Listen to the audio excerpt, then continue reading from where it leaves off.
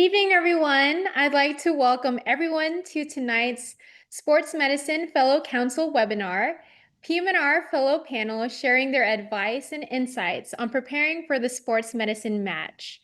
This will be an incredible opportunity for resident and student members to learn from current fellows who have successfully matched. My name is Dr. Stacey Isidro, and I will be serving as your moderator for tonight's webinar. I just finished my term serving as the fellow member liaison to the Communications Committee and also served as one of the officers of the AMSSM Sports Medicine Fellow Council, who served along with 8 other fellow members who were also selected by their committee leadership to serve as their committee's fellowship member liaison. I graduated from PM&R residency at Baylor College of Medicine in Houston, Texas, and I just completed my PM&R Sports Medicine Fellowship at the University of New Mexico in Albuquerque. And I'm also very excited to share that I'm doing private practice with my twin sister, who's also a PM&R Sports Medicine physician, Dr. Stacey Isidro. Tonight, we are very honored to have 7 current fellows on our PM&R panel, and I'd like each one of them to introduce themselves, say the name of their sports medicine fellowship, along with the city and state, and also where they completed residency. Oh, and we'll do a fun fact as well. So I'll go ahead and start. My fun fact is I really love dancing salsa and bachata. So we'll go down the list. Each person will introduce themselves. Stacey, thanks for getting us started. I'm Ben Kopecky. I did PM&R residency at Mayo Clinic. I'm doing sports medicine fellowship at the University of Iowa. My fun fact is I got engaged this summer. I proposed to my girlfriend on her family farm surrounded by a bunch of cows. That's awesome, Ben. I can go next. Hey, everyone. My name is Hagar Elgendy. I'm currently at the University of North Carolina, Primary Care Sports Medicine Fellowship. I did my training at the University of North Carolina, so it's nice to just to hang on. I've been loving my time so far. We're obviously in Chapel Hill, North Carolina. Fun fact about me, I have a few, but probably the most surprising is that I have 5 kids at home. So they are ages 9, twins that are 8, a 5-year-old and a 2-year-old. So it's a heck of a lot going on at my house.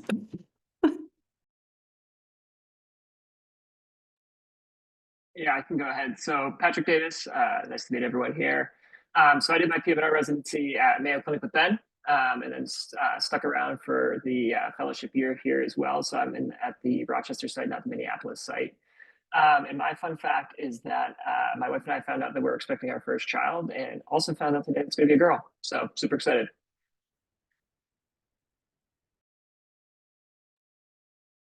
Hi, everyone. My name is Irene Kalbian. I'm a fellow at Mount Sinai in New York City. I also did my residency at Mount Sinai, so stayed on for another year. And my fun fact is I got a puppy in June because starting fellowship and studying for boards wasn't enough. So this is Archie. He'll probably pop up during the webinar.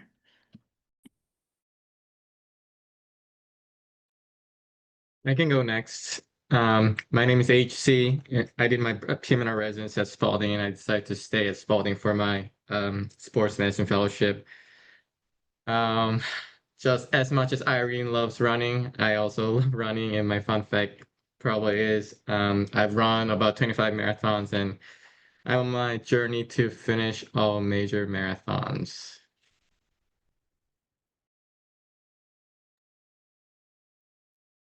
Hey everyone, I'm George. I did my PM&R residency at the University of Pittsburgh, and now I am down south in Atlanta, Georgia, doing my fellowship at Emory. It's been awesome so far. August 1st start date, so I'm about a month less experienced than most of the other people on this panel, but it's been a great start so far. My fun fact is that I am a huge wrestling fan, like WWE wrestling, not real wrestling, like professional wrestling. And the most fun event I got to cover during my residency was some AEW professional wrestling events in Pittsburgh. Got to meet the Big Show, Mark Henry, and the World's Strongest Man, Chris Jericho. It was awesome. It was like little George's dream come true. So great time. Hey everybody, my name is Chantal. I'm one of Stanford PM&R Sports Facilities. I did residency at Stanford, so I stayed on for fellowship. My fun fact, I have a lot of fun facts, but I think the one I'll go with today is I have met every single panelist here, either on the fellowship interview trail or at conferences. And it's just super nice to be with you all. So thanks for having us.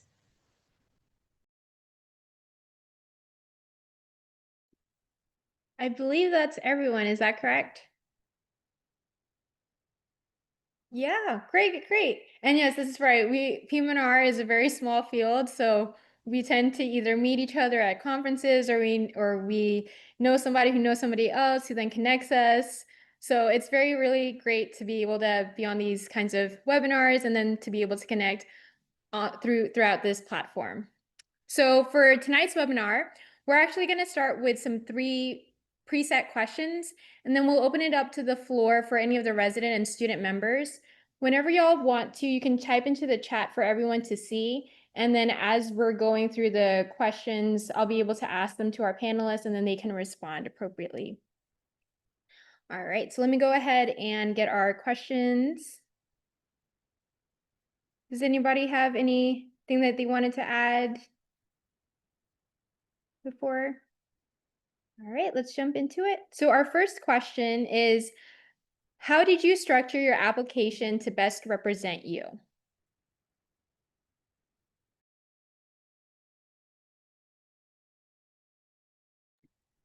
I can start us off if you'd like. So I would say I was in between 2 different specialties when I was applying for residency.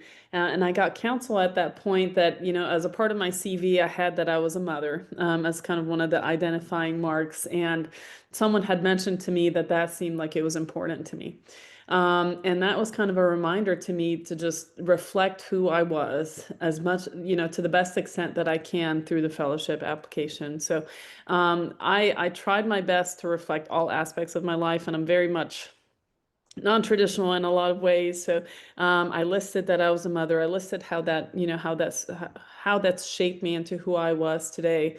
I listed all of my different experiences. You know, I do some work on the side with football and things like that. And in each of those, I tried not only to list them as, you know, just to add like additional things on my CV, but just what they meant to me, and how I grew within each of those roles, and how those roles were not only beneficial to myself and my development, but how I extended myself to those around me and how I built up those around me. So that was kind of a focus for me as a part of the fellowship application, is to communicate through that application how my time in residency was not just about me.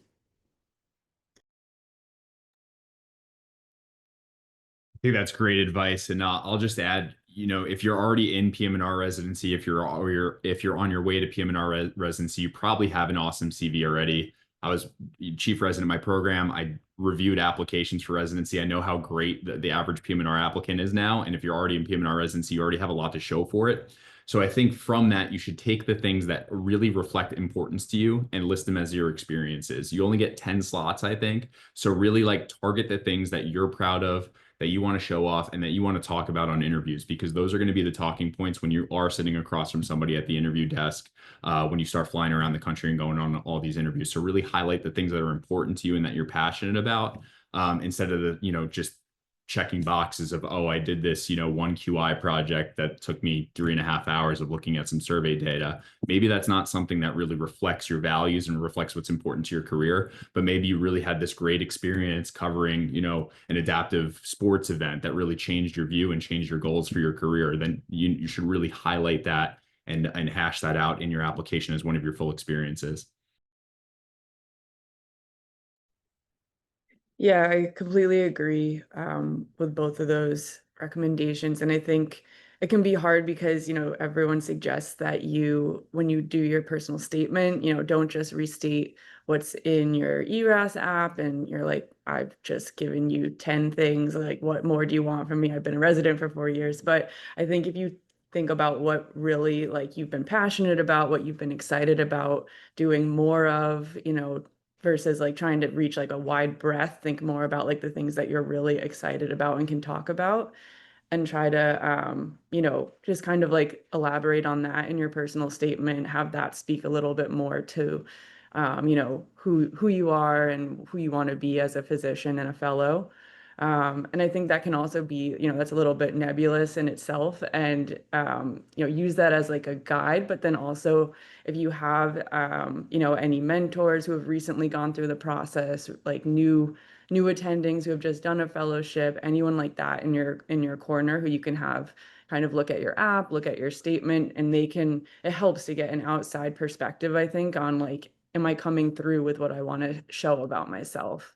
Because I think it's easy to get lost in it during the application process because you're just so deep in it.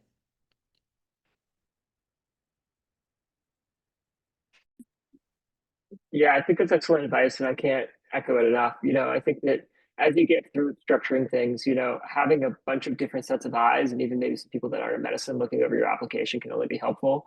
I think a lot of times when you read something so many times and have 87 different drafts of it, you can kind of become numb to the changes in the small little things. So getting an outside perspective, and I think getting someone outside of medicine as well, just to make sure it's a little bit more readable. Everyone tends to use some big words at times, and if you can kind of keep it at a certain level where it's very digestible, I think that can always serve to help you.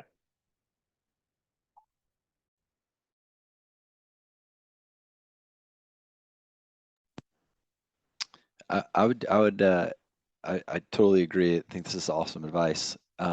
Way smarter than probably what I'm about to say. But I would say that the personal statement, sometimes I think as applicants, we think a little bit too much about, and we probably stress over a little bit too much. If you talk to somebody who reviews a lot of applications, they say, a personal statement can really only hurt you. Very rarely does it help you. So I think just coming across as genuine with your story and your interest in sports medicine, plain and simple, is an awesome personal statement. When it comes to the application, out of those 10 experiences, you get to pick 3 that are your most meaningful. So my 3 were sports coverage, research, and I was a high school tennis coach during residency. And I just kind of explained how those led to my passion to be a team physician. And I think it sort of just captured my trajectory.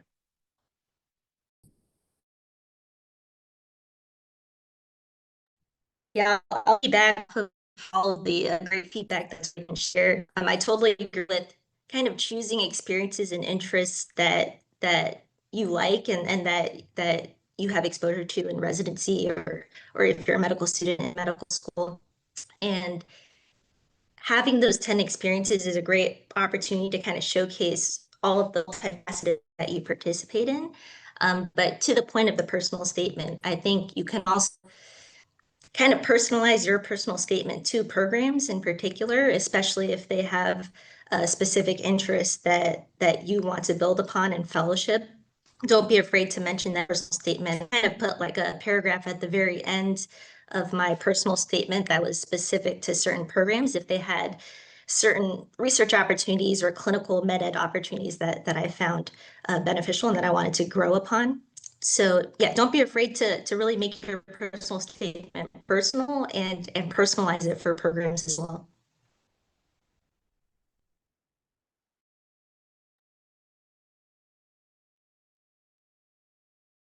Maybe one more thing that I'll probably add is I feel like these days research is somewhat emphasized, and I feel like a lot of applicants try to check the box and try to do some sort of research.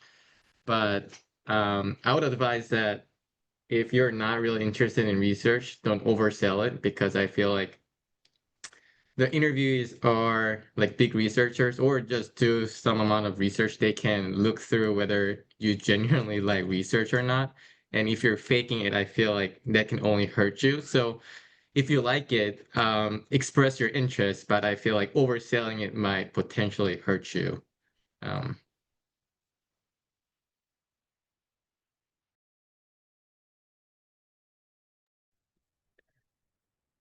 Did any of the other panelists have anything else to add? Those were all wonderful. I might also add that some of the advice that I was given. So the other thing too is this year I'm serving as a moderator. Last year I was very fortunate to be one of the panelists. So it's all full circle for me as well. So one of the things that was advised to me was when you have your 10 experiences, for example, I did multiple sideline coverage, but instead of choosing just one to highlight, I had one of the experiences as sideline coverage, and then I listed all the different things I did at the high school level, college level, professional level, adaptive sports. And then if there was something in between, within there that I thought was meaningful, then I would separate it out. Or like, for example, we did a lot of community service or community outreach, but I did multiple of those, which were also very like meaningful for me. So then I would separate those out as well. The other thing too is as part of the ERAS application, once you submit it, there is a second section called the supplementary materials. And that's where they usually ask for a cover page, or usually has like your title of your project or your poster with your name on it. So as you're going through residency, I would at least keep, or, start building that up, because when I was applying, I had to go back through all of my projects, all of my presentations. And if I did it as I was presenting it, it would have been nicer and a lot more efficient, especially when turning it in. All right, so the next question is, how did you choose programs to apply and how did you rank them?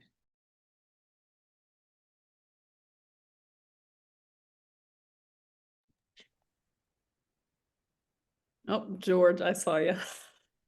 Go, you go. Okay. I figure maybe we keep the same order, just to make life easier. All right. So for me, it was a mixture of me looking for the strongest programs, the programs that I knew had a reputation that I felt that I can grow within, and the structure of the program had all the things that, in a sense, I felt like I needed during fellowship to expand, on the foundations that I currently have. So that was critical for me. Totally potentially vain in some ways. I went through the rankings of the PM&R programs, and then I learned about them through that method. And then geographical location was really important for me personally, just because a move meant that I'm not only moving myself, I'm moving our family of 7.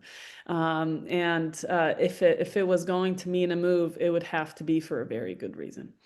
So for me, it was a mix of geographical location and the history and reputation of different programs, and what I came to learn about those programs and what their training actually looked like on a day-to-day basis is ultimately how I ended up making my decision. I relied a ton on my mentors. I think as you start going through this process, you'll realize that the fellowship websites aren't as robust as many of the residency websites. And a lot of the information out there on message boards and things like that aren't as robust as it was for residency. So I relied a lot on my mentors. Like Dr. Nussbaum is one of my closest friends and mentors at the University of Pittsburgh, relied a ton on him. And then the residents from UPMC who went through the process recently, and then people that I met along the way that were already fellows or attendings at other places. But their experiences on the interview trail I really relied on, and relied on their notes from their interview day, but also where they did their fellowship programs and just talking to them about their experiences. I think getting firsthand accounts is the best way to go about it. Yeah, I'll echo that as far as relying on mentors. And then additionally, residency classmates who have graduated and gone on to fellowship or maybe a year beyond fellowship are a really good resource, because they've been through the process and had the opportunity to go on those interviews and kind of get the in-person information.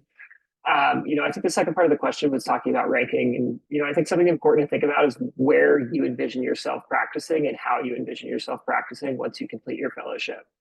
I think as you get kind of higher up into the rungs, residency into fellowship, the diversity of what each program offers becomes much more different than kind of having, there's a baseline curriculum, but beyond that, each program has its strengths. So whether it's being in a community setting, being in an academic setting, being more procedurally focused, being more coverage focused, at what level, all important things to consider. So, as far as ranking, you kind of have to sit down and think about what is the most important to you, what are you looking for, and out of the programs that I interviewed with, what really provides the opportunity for me to see that out, in my future career. Yeah, I think in terms of just applying, I was very geographically motivated, and that's probably what was my biggest thing for applying. And then when it came to ranking, because once you apply, like you can get the interview, talk to people, see what they think, see what the vibe is, that kind of thing. Then when it comes to ranking, really took into consideration what the procedural exposure was, both ultrasound and like fluoro. Like fluoro especially seems to be a little bit of like a division with programs. Like some have none of it, some do a lot of it, and then some are like, if you're interested, we can find it for you. So that's kind of something to keep in mind in terms of what you're interested in. And I know this is jumping ahead a little bit in the questions, but you're going to get asked over and over, where do you see yourself? What do you want to, what do you want to do? Like, so you're going to be forced to think about what you want your career to look like a little bit. And so use that, it's not just an answer to their questions, it's also thinking about which program is going to get me to that point. And got to think about, again, just like procedure exposure, the mentorship, the coverage opportunities, and which of those you want, what you're looking for in terms of sports coverage, and kind of take that into account in terms of like your overall ranking. Because you're choosing a program as much as they're choosing you, which can be hard to really internalize and believe at this point in the process, but it's true.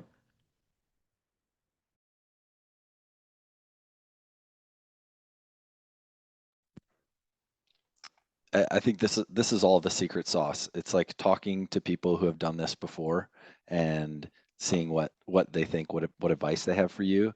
I would just summarize by saying, start with the end in mind, right? Like sometimes it's a little hard to know what your options are for like what your career actually looks like. So I think a really valuable question for people at AMSSM that you just met, or your mentors at your home institution that you've known really well, is like, what are the nitty gritty of your practice? What does your practice look like? And just really identify the elements of PM&R training that you want to have as an attending. Do you want to do EMG? Do you want to do fluoro? Do you want to do all ultrasound? Do you want to do diagnostics? Do you want to be a team physician? And then find a program that will allow you to build on those strengths.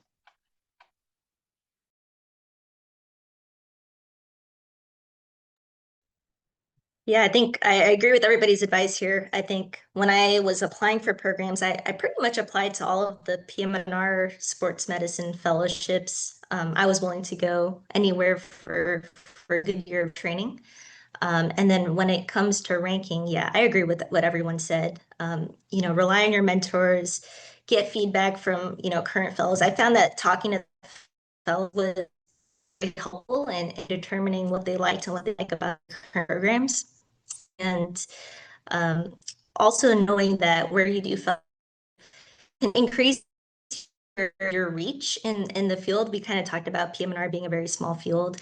I think you can diversify your training, meet a bunch of new mentors. If you train at a different place between residency and fellowship, you can also stay at the same place, continue to build those relationships, especially if you want to stay in a geographic area moving forward. I think it's probably more helpful if you've trained for residency and or fellowship in a specific place, because your mentors are more likely to know people in the area that you want to stay. So that would be my advice.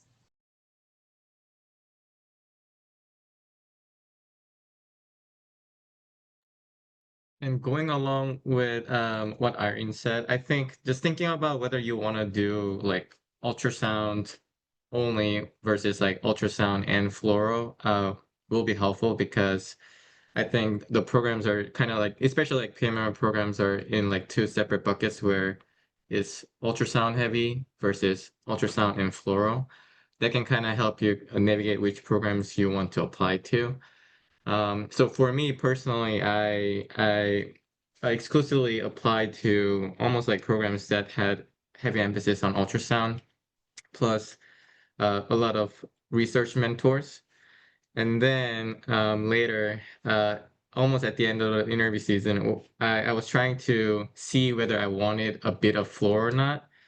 And I think advantage of trying to stay at your home institution is that you can kind of, you already know the attendings there. So I think you can kind of like talk to your program director or the core faculty members, like what you want to do and how you want to shape your fellowship training. And at the end of the day, to me, that was like a huge advantage for me to, and that was like the biggest decision why I ended up, I wanted to end up in my home institution. So I see a lot of panelists here who ended up staying in their home institutions, and I think while you guys are in this process, you guys want to think about whether like trying to go to a new place versus staying at home institutions too, because definitely there is advantage and a disadvantage of staying versus leaving your home institution.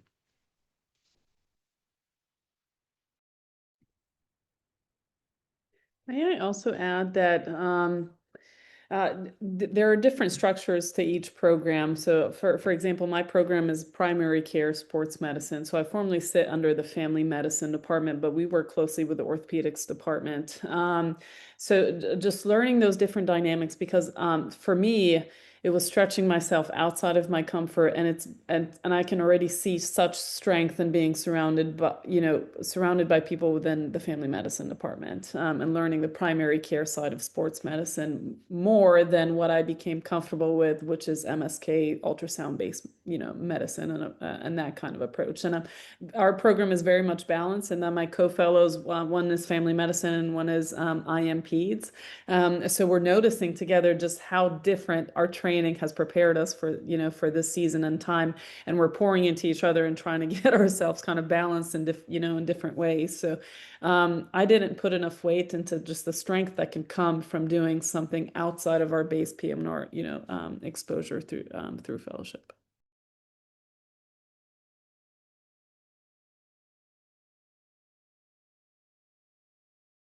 And just a friendly reminder to all the resident and student members to feel free to put your questions in the chat, and then we'll go through them as we can. So the next question is, what do you know now that you wish you knew back then?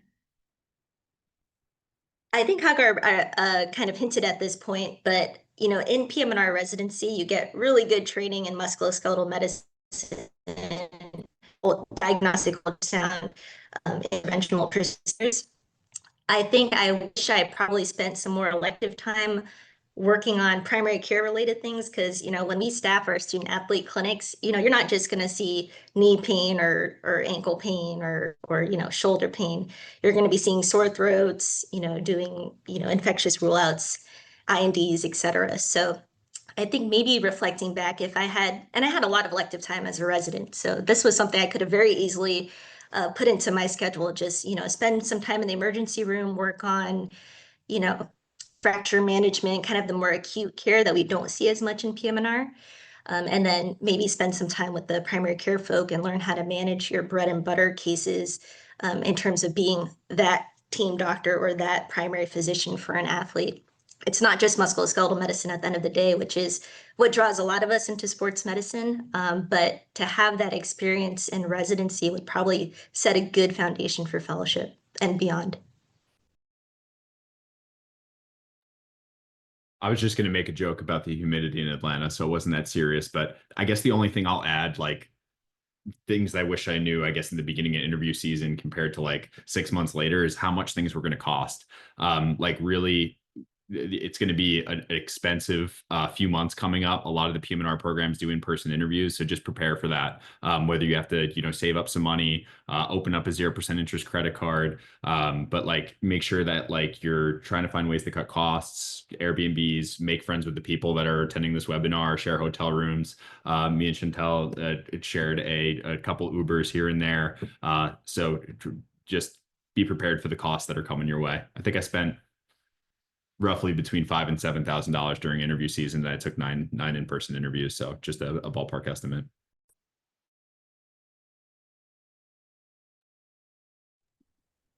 Yeah, and I would say this kind of came up in the last question, but I think thinking early about how you want to practice can be helpful. And I think that's something we really struggle to think about as you're going through training, because a lot of the things that impact the practice aren't necessarily things that you're exposed to in training all the time. So kind of critically assessing that and, talking to the mentors that you have to figure out, not necessarily 100% definitively what direction you want to go, but at least having a picture can really help you to pare down, programs, and also make those tough decisions when you're deciding between a couple of places. if you have that in mind and you've really put some real thought into it instead of just starting to kind of think about it when people start asking you the question.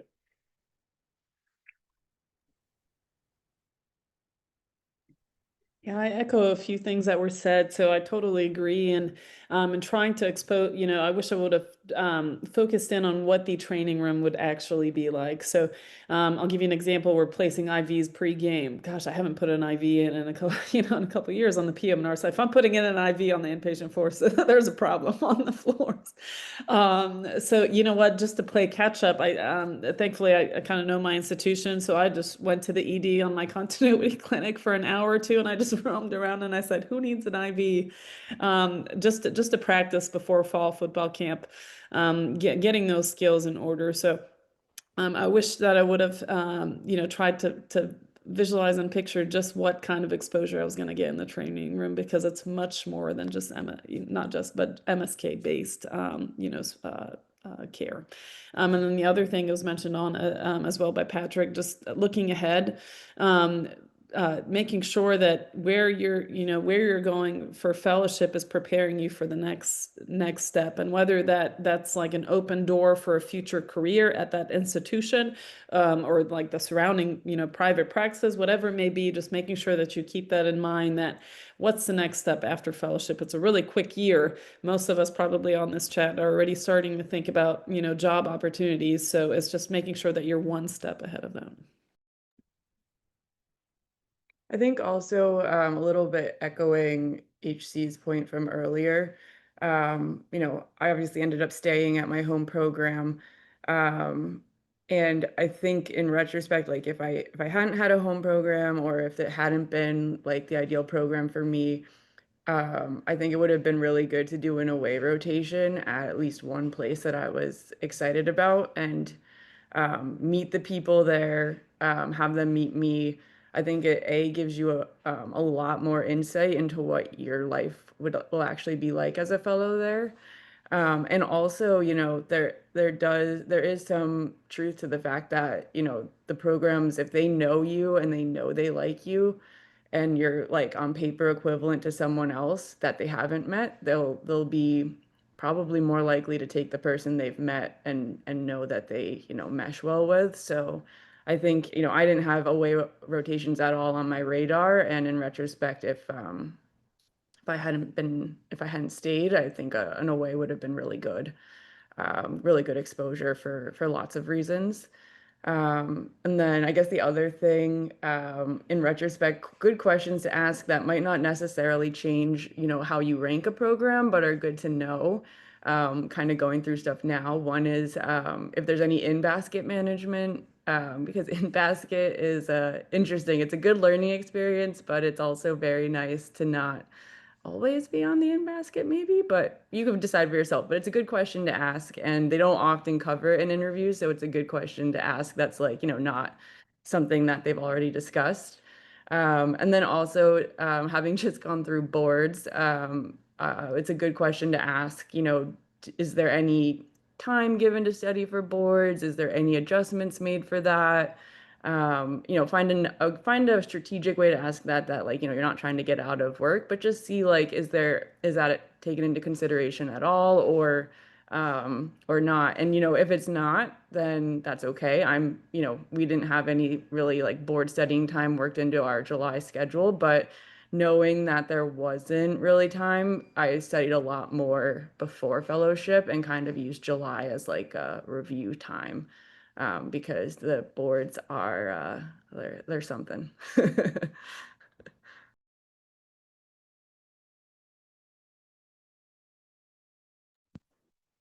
Yeah, fantastic points, Irene. Not much to add because I know we have a lot of questions in the chat here. I will just say that like things that affect you as a fellow that you want to know about the program are, what are your teaching requirements? Do you have dedicated days or half days where you have to go and teach residents or med students? What are your presentation requirements? Oftentimes those are not short. Those are 30, 45 minutes to an hour long that take quite a bit of time to put together. Are you doing those every month, every other week, every 6 months? And then what are your travel requirements with teams? Are you traveling with the football team every week? well, and I'm not saying any of these things are good or bad. These are just things that affect you as a fellow that you should know about a program when you're trying to rank them.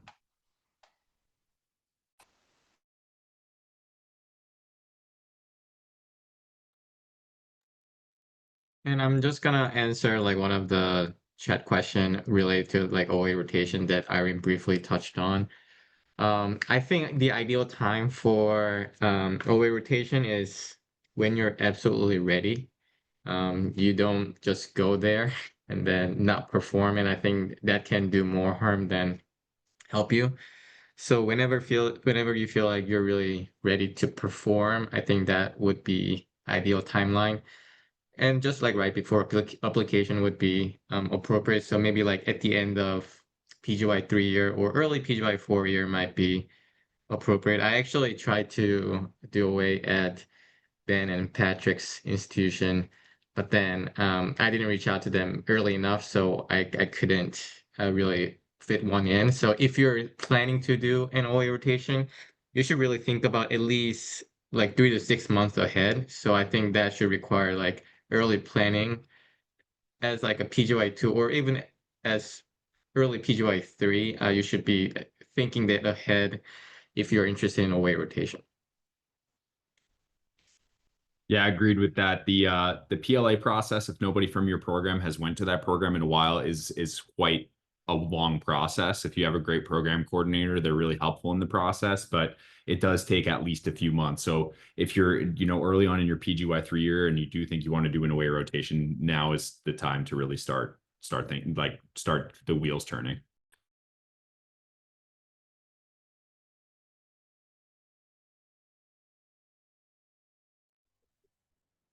Okay, so we're going to go ahead and do some of the questions from the chat, and I know some of them have been answered. So the first one was from Alyssa at UCLA, PGY3. She was saying that she was going to go to AMSSM this year and was wondering what kinds of things she should check out at the conference or other ways for the residents to get involved with AMSSM. And I know Dr. Hagar Elgendy, did I pronounce it correctly? She was mentioning that, yes, there are a lot of different things that you can do with AMSSM, especially a lot of the committees, policy, communications, there's also ultrasound, etc. And there's also the PM&R interest group, and then the evening social dinners. And if any of the other panelists would like to add anything, feel free.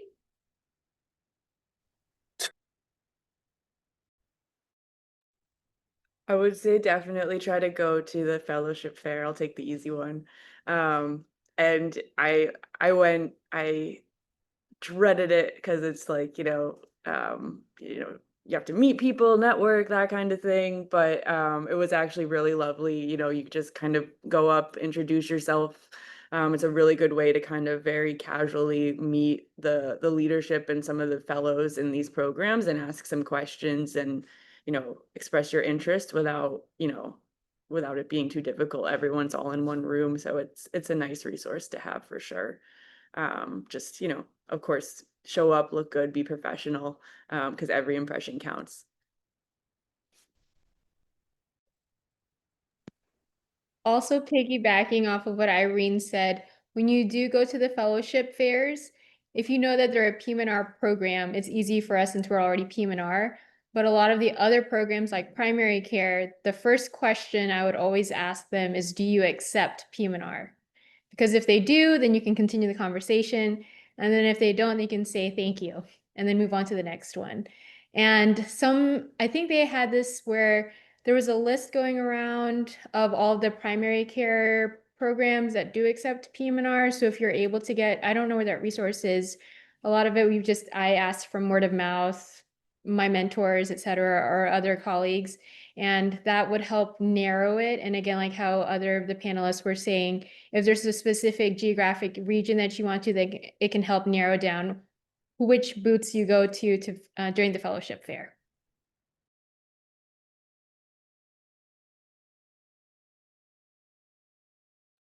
I'll add one quick thing, which is that I was impressed at how much socialization and networking happens kind of at like the research poster presentation area of the conference, because you can see like where residents are coming from, where fellows are coming from, where attendings are coming from, and kind of hang out, chat about their research and network in that way if you're interested in those programs.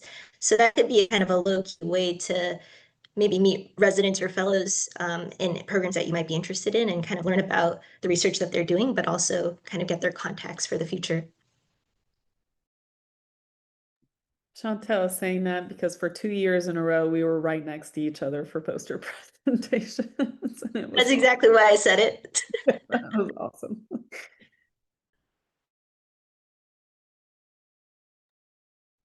I think another good thing too to add is that whenever you go to these conferences, especially if it's your first time, it can definitely be overwhelming and very daunting. But if you happen to have a friend who's going with you, or even somebody who's ahead of you, like a mentor or somebody else, that person who might already be like either a fellow or graduated from that program can be very instrumental. At least this happened for me. They introduced me to the different programs. So having somebody to connect with, and then they would go around and say, oh, this is Dr. So-and-so from this program. This is Stacey. She's interested in sports medicine. And then that would help, bridge a connection and then start the conversation from there. And then they would do that from like multiple different programs. So if you have a mentor or a champion, somebody who's there to really help and support you, who can introduce you to other people, that's also very helpful as well.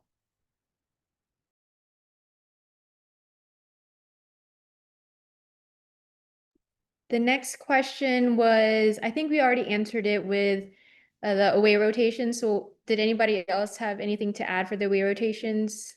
There was a question about when to do it, etc. Cool. All right. The next one was about, did you encounter any major differences when interviewing at primary care versus PM&R sports programs? And then I guess another follow-up is, any specific advice on approaching primary care program interviews as a PM&R applicant?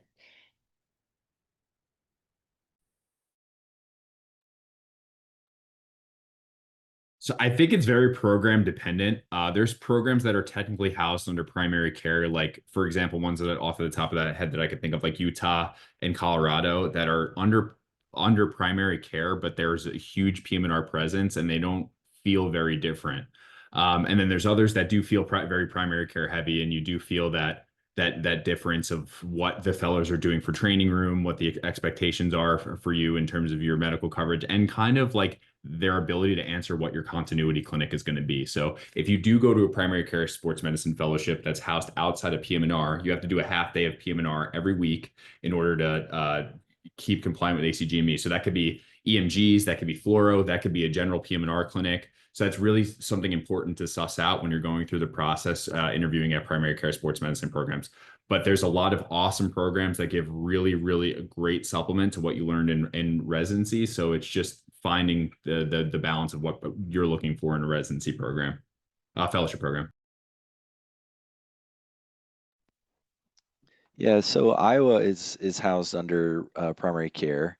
My co-fellow is emergency medicine, so there is not there's no true primary care in our fellowship right now. But a lot of our attendings are, peds, IM, FM, and so are there differences? I mean, to George's point, it's really dependent on the program. I think maybe the programs that are not housed under PM&R might have more sports faculty that are just not PM&R trained. I think just the only thing to look out to note there is that I think a lot of us are in our position because we're interested in procedures. Not all, but maybe some. And you'll certainly learn. You can learn procedures from anyone. I mean, it's not only PM&R physicians who are who have outstanding procedural skills. So I think just maybe recognizing when you're interviewing with a primary care sports medicine program that it's not only PM&R physicians that you're going to learn from a procedural standpoint, and that just emphasizing that you have things to learn from all faculty. 100%. I agree. And just teasing out, like, what is the actual exposure going to be like? As I shared, I'm sitting under the primary care fellowship, but just in thinking of it, over 90% of my time is under the orthopedics department. And at least a third of my day-to-day, clinics, I'm actually in the OR with the orthopedic surgeons. So it's just, you just have to learn as you're going through the application of what will this experience be like. And I didn't so much, sense a difference in interviewing for primary care versus PM&R specific focus. As I was interviewing, I felt it when I landed in the program. In that, we have to keep in mind that PM&R in itself is a younger specialty, and there are ideas of who we are as physicians, what our strengths are, but we're more than MSK, we're more than spine, and all those things. So it's almost like and not that UNC had not had PM&R residents in the past before coming on board, but it's just a shift in mentality and a shift in who you're surrounded by. And honestly, it's a really humbling experience to be able to be surrounded by so many different people, all pursuing the same thing, which is our love for sports medicine. So it's been an awesome experience.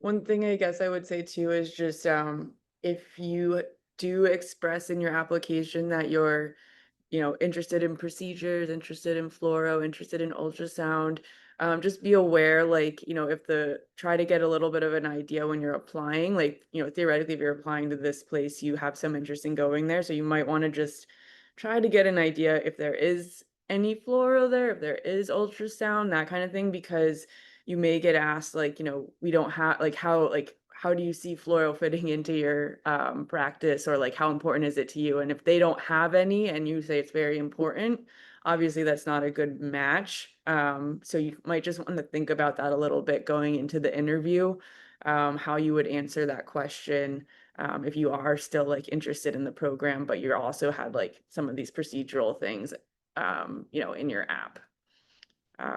And I don't mean for that to be like nebulous, but like just saying, it's a skill set that I'm interested in, but I'm also very interested in, the primary care side of things, that sort of thing. So just kind of having in your head that you may get asked about it and how you'd like to respond.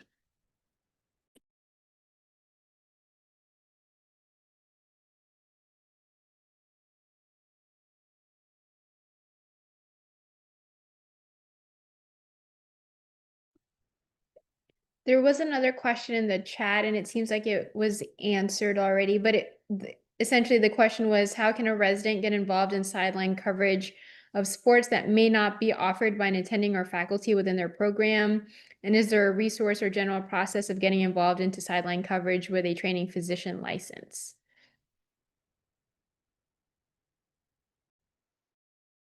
I can just touch on the second part of that. Can I just get a quick raise of hands of the fellows currently on who are independently licensed and not carrying their trainee license moving forward? Is anyone independently licensed? Okay, yeah, that's a distinction that I did not know until the time that I started fellowship. I decided to actually get my North Carolina medical license, so I'm fully licensed as a physician. I'm no longer sitting under a trainee license, and there's benefits to doing that. In that, during my continuity clinic, I don't need to sign off, the formal attending sign off. I can have, peripheral supervision, but in a sense, I'm sitting under the PM&R department still. Whatever I'm doing is funding the PM&R department for my continuity clinic side. It's just an awesome opportunity to be able to navigate the healthcare system as an independent medical provider and learn that skill set in the time of training. That's something that I did not know was even an option during fellowship, was to kind of break from the trainee license. So that touches a bit on the question of sideline coverage. Is just keeping in mind, where does your license lie and what institutions do you serve? And ultimately, whatever field you're covering is the liability of that institution and who you represent. Yeah.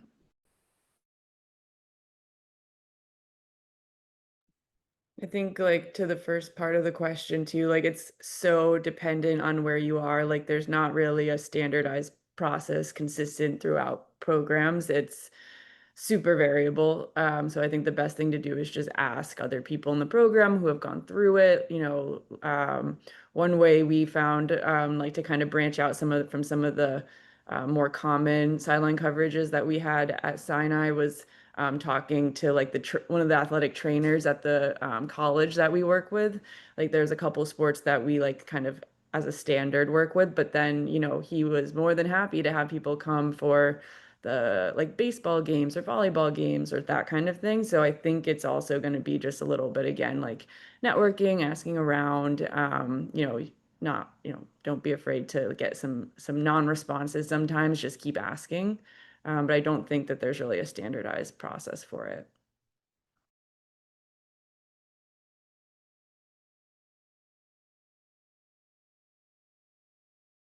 Yeah, I'll just quickly add that at Stanford, we have like incredible at all levels. And the way that our navigated that is by literally networking and befriending a lot of athletic trainers in the area. And I think at the high school level is probably a good way to start if you have no formal contract or relationship with a certain team. Just talking to an athletic trainer at a local high school, showing them what your skill set could be and what you could offer could be a good way to start some sort of relationship in that way. I know that's what the Pennings here have done, and I think it's been pretty successful.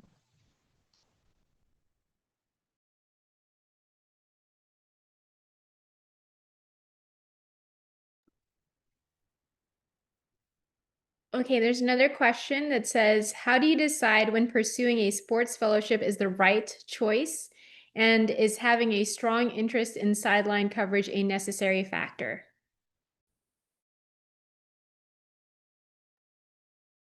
I would say the sideline coverage is something that is going to be in any sports medicine fellowship.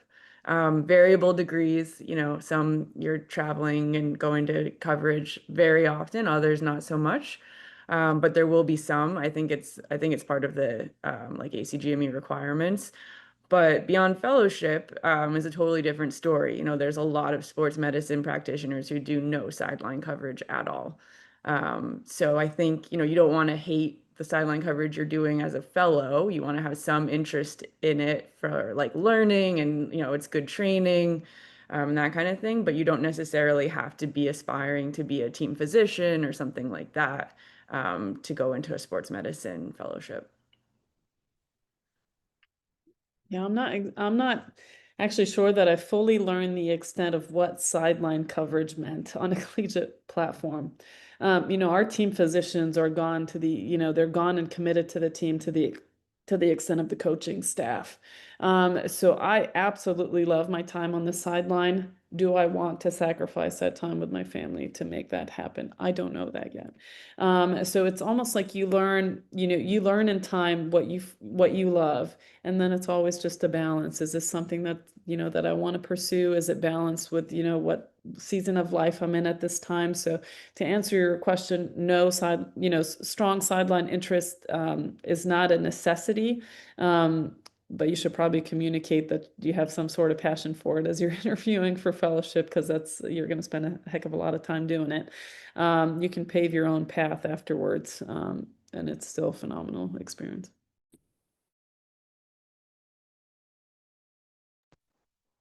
I think just one point to add here for Isabel's question is, do you like acuity? I think that's something that that sports medicine sort of uniquely has for our path as PM&R physicians. Do you enjoy acute injuries that are undifferentiated, that are coming into the clinic day of, a couple days later, or potentially moments after they happen, like when you're doing sideline coverage? So I think that's an important question that you wanna answer, probably, Isabel. Sports medicine also has different populations that we serve, so you can very much desire to serve the athletic collegiate population, high school population, or the elderly population that likes to play tennis and pickleball and all those things and get injured from those things. So there's far breadth within our sports medicine field and a lot of different demographics that we serve. I think what Ben said before really helps frame this question too. Like have that and like the end goal in mind, like what you want your practice to look like down the road. If you have that in mind, it's going to really help you figure out this question. Our class at University of Pittsburgh was 9 residents. 7 of us were interested in sports medicine when we started, and 2 of us ended up actually going into sports because there's just different ways to get to the career you want. Sometimes easier, sometimes ways that their job market's a little hotter, sometimes ways that you're going to make more money at the end of the day. So it's really, you have to like kind of picture the type of practice you want. Do you want to be an academic physician? Do you want to be on the sidelines? Do you want to spend Friday nights for most of your adult life, without your significant other and your kids on a high school football sideline? That's something I'm really excited about doing. So I decided to go into sports medicine. So you really frame, like Ben said before, start with the end and then build your path there. All right, I'm going to do one more question. What were some common interview questions?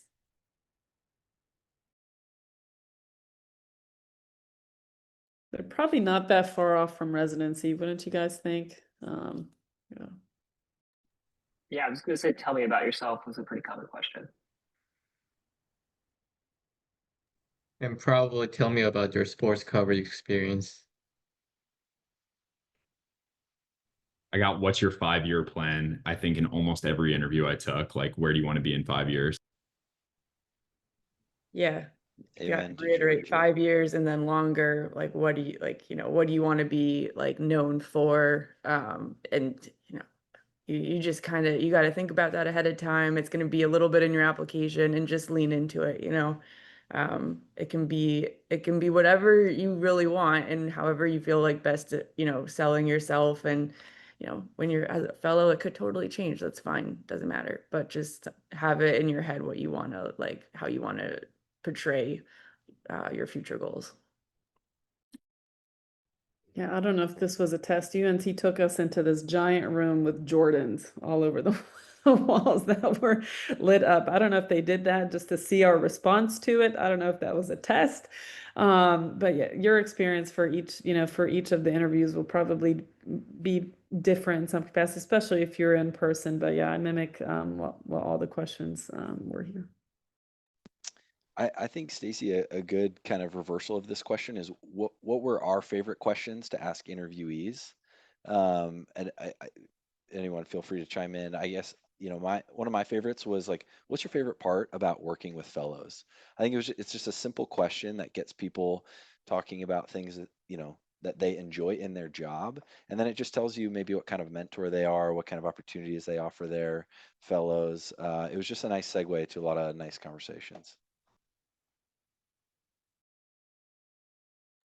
And also why us, like the programs want to know why you're interested in them specifically, not just sports. And you want to have an answer that's not generic, just that you've thought about it, you're interested in them, and this is why. Don't skip preparing for that question for sure. To Ben's point, Ben keeps on bringing up amazing points, but the beautiful part about in-person, I shared the negatives about in-person interviews with the cost. The beautiful part is you're really exposed to the fellows. Like the fellows usually drive you around, they walk you around like the hospital, their clinics. You really get a lot of time to talk to them and pick their brains about the good and the bad of their program. And they're painfully honest in a lot of situations. So really take advantage of that. Would like have a list of questions specifically for the fellows when you interview at these places. I'm going to add too that just like residency, this is not so much a matter of them interviewing you. It's you also taking a look at them and their program, seeing how you fit within that program. Stand firm, like George had said, stand firm in the strengths that you have at this point. Like this is almost a matter of like celebrating where you are today. So it's hopefully it's not a stressful process as you're applying through fellowship. It should be more of a celebration that you've made it up until this point. You get to pursue something that you're passionate about. Last quick questions were like, what was your experience with multidisciplinary interactions on teams, and have you had any types of challenging experiences with athletic trainers? I think people want to see that you can navigate interpersonal conflict well, and if you can kind of convey that in an interview, that'll go well.